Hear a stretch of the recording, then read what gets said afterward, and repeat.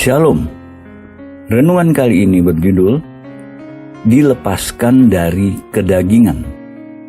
Bagian 13 oleh Evangelis Lokamanya Prawiro. Kita lihat 5 pelepasan terdaftar dalam Galatia yang Allah tawarkan pada kita melalui kerja salib di dalam kita. Setelah melihat 3 pelepasan sejauh ini, kita akan meringkasnya. Pertama, Galatia 1 ayat 4 berkata, Allah sudah melepas kita dari zaman jahat ini. Kedua, Galatia 2 ayat 19 berkata, Allah sudah melepas kita dari hukum. Terakhir, Galatia 2 ayat 20 berkata, kita bisa dilepas dari diri sendiri. Luar biasa. Kita meneruskan ke pelepasan keempat, yang ditemukan dalam Galatia 5 ayat 24. Barang siapa menjadi milik Kristus Yesus, ia telah menyalibkan daging dengan segala hawa nafsu dan keinginannya. Pertimbangkan sejenak apa arti pelepasan dari daging. Bukan berarti kita dilepaskan keluar dari tubuh fisik kita. Kedagingan bisa diinterpretasi sebagai jalan manusia lama mengekspresikan dirinya dalam dan melalui kita. Kita sudah berbicara mengenai manusia lama, kodrat pemberontak yang kita warisi sebagai keturunan Adam. Kedagingan dan manusia lama terikat erat satu sama lain. Karena ayat ini berkata bahwa barang siapa menjadi milik Kristus Yesus, ia telah menyalibkan daging. Kita memiliki tanda yang membedakan bahwa mereka milik Kristus. Dalam 1 Korintus 15 ayat 23 berbicara mengenai urutan di mana orang mati dibangkitkan, Paulus menggunakan frasa yang sama. Tiap-tiap orang menurut urutannya. Kristus sebagai buah sulung dan mereka yang sudah dibangkitkan. Sesudah itu mereka yang menjadi miliknya pada waktu kedatangannya. Kristus datang kembali seperti pencuri, dalam arti ia akan kembali pada momen yang tak terduga. Tapi disitulah akhir dari kemiripannya. Ia akan mengambil hanya mereka miliknya.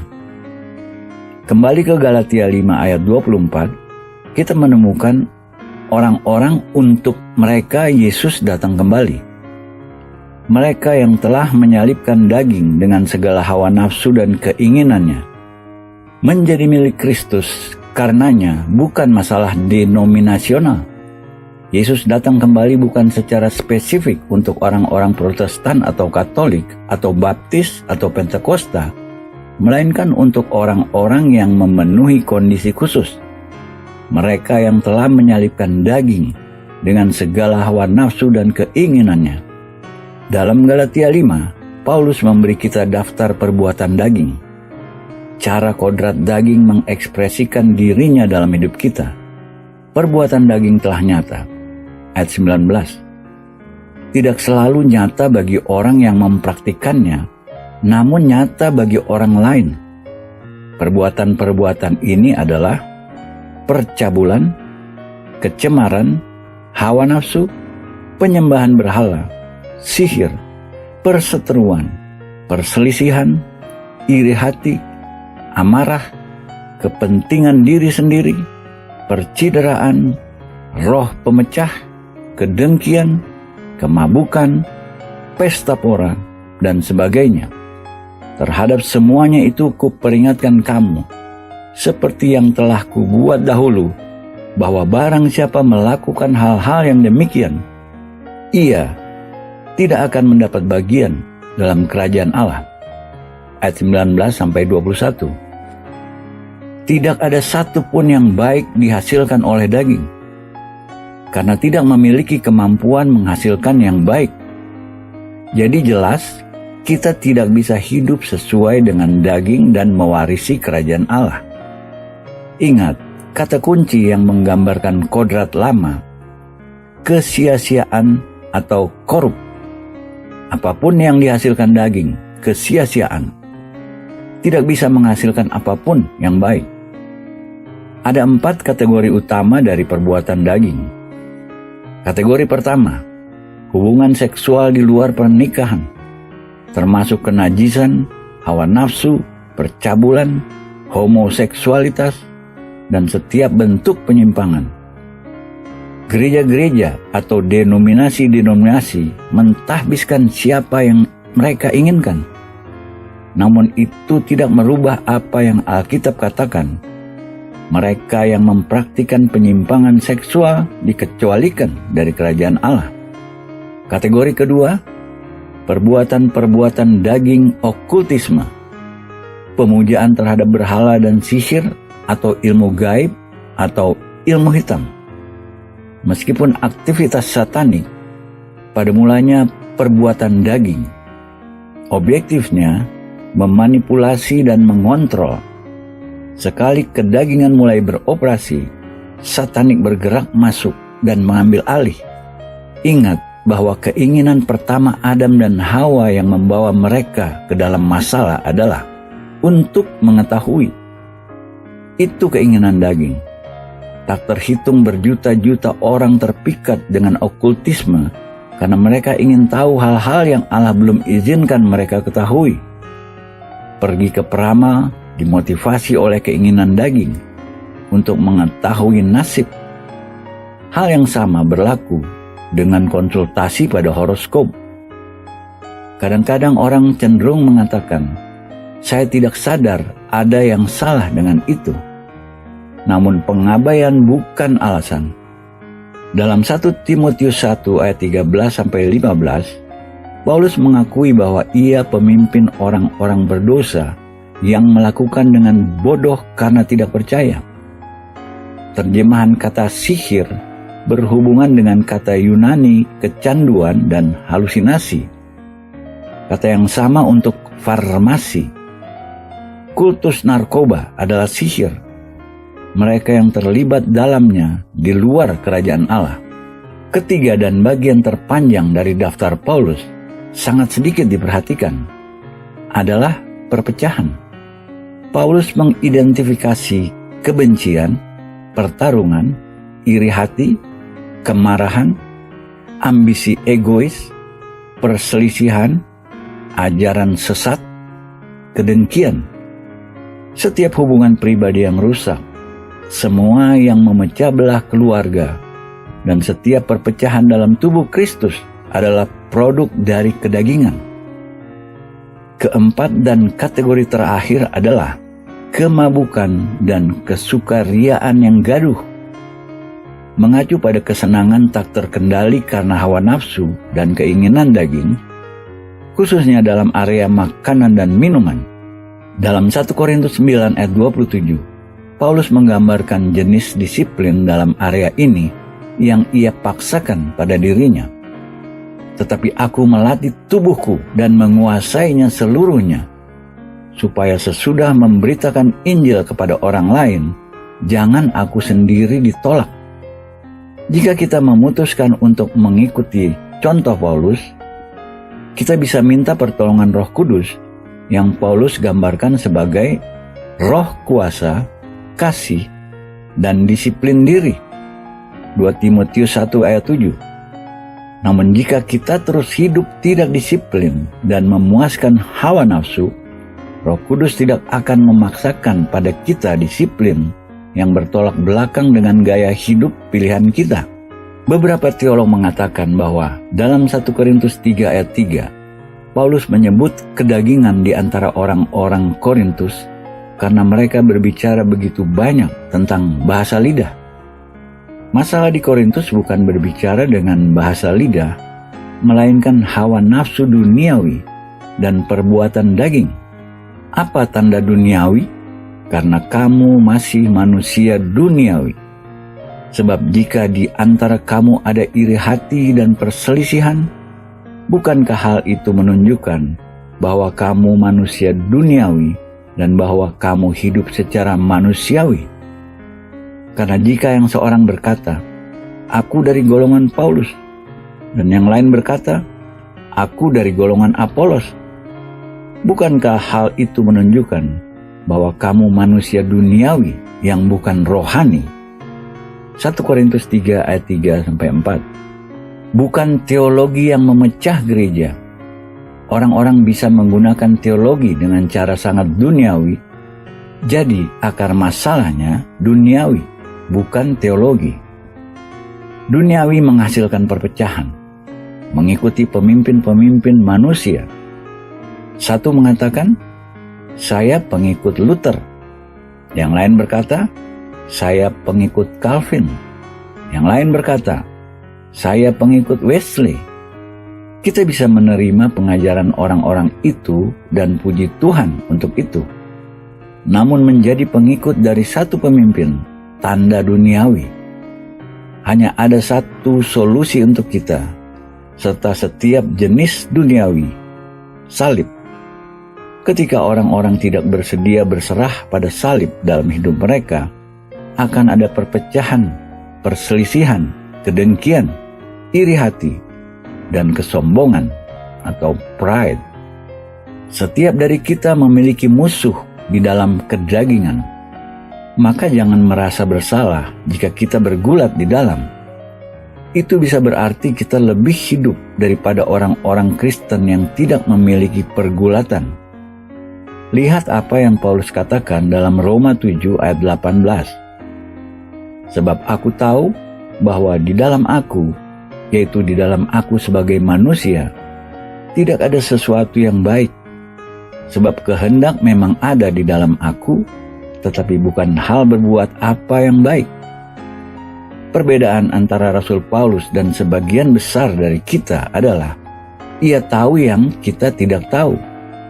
Ia berkata, aku tahu tidak ada yang baik dalam kodrat kedaginganku. Karenanya, aku tidak bisa berharap sesuatu yang baik darinya. Tidak jadi masalah seberapa keras aku ingin melakukan apa yang baik. Aku diperhadapkan dengan pergulatan terus-menerus dengan sesuatu di dalamku yang tidak mau melakukan apa yang baik. Pergulatannya sendiri pertanda baik bahwa kita hidup. Paulus bukan orang Kristen yang belum dewasa ketika ia menulis Roma 7. Ia baru memulai Roma 8. Namun kita tidak pernah benar-benar masuk Roma 8 sampai kita sudah belajar menangani kedagingan kita. Kita harus maju ke Roma 8 ayat 6-7. Karena keinginan daging adalah maut, tapi keinginan roh adalah hidup dan damai sejahtera. Sebab keinginan daging adalah perseteruan terhadap Allah, karena ia tidak takluk kepada hukum Allah. Hal ini memang tidak mungkin baginya. Untuk membiarkan kodrat kedagingan kita mengendalikan pikiran kita adalah kematian, namun untuk membiarkan Roh Kudus mengendalikan cara kita berpikir, menghasilkan hidup dan damai sejahtera. Tidak ada jalan untuk membawa kodrat kedagingan kita ke dalam ketaatan pada Allah. Kodrat kedagingan tidak akan mentaati Allah. Terima fakta itu. Jangan mencoba membuatnya mentaati Allah. Jangan mencobanya membuatnya agamawi. Jangan mencoba membawanya ke gereja dan duduk berjam-jam dalam kebaktian dan melakukan banyak kegiatan-kegiatan agamawi membuatnya mentaati Allah. Kodrat kedagingan tidak bisa melakukan itu. Tidak dapat disembuhkan. Pemberontak sampai akar. Apa penyembuhnya? Solusi Allah adalah eksekusi. Kabar baiknya, eksekusi itu terjadi lebih dari 20 abad yang lalu.